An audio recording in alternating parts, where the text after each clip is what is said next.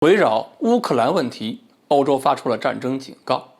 美俄交锋加剧。那么，拜登会不会利用这个情况给特朗普也挖一个坑？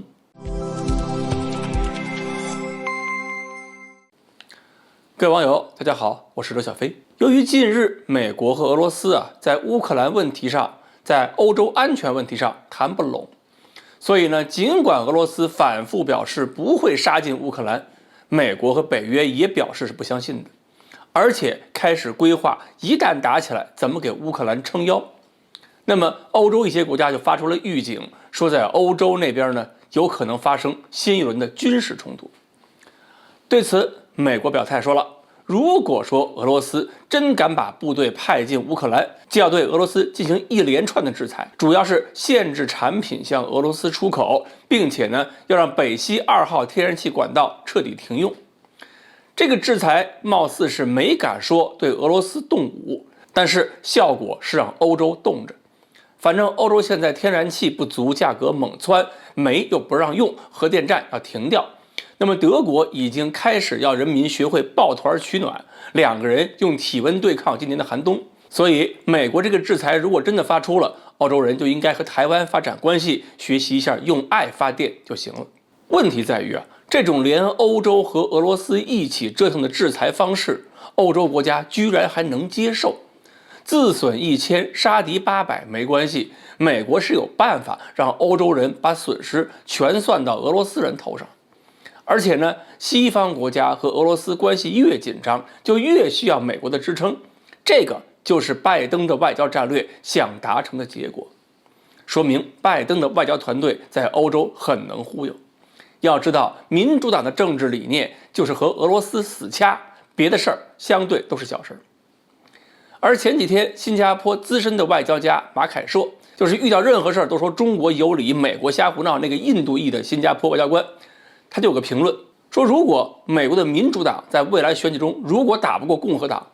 特朗普有可能重新窜上来。他一旦重新上台，就有可能回到以前的老路上，就是试图跟俄罗斯缓和关系，然后集中力量对付中国。因为在外交领域，他跟拜登最大的差别就是他把中国作为主要对手，俄罗斯是次要的。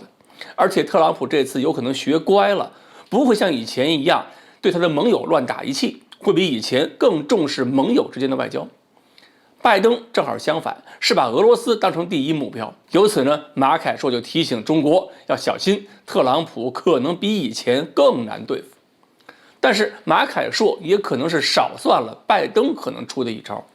要知道，特朗普在任的时候，基本上是打破了外交上的各种规矩，一个美国第一，一句让美国再次伟大，就把整个美国社会引向了民粹，利用民粹再把美国的民意挑动成了一群冲向中国的脱缰野马，这个惯性过于强大。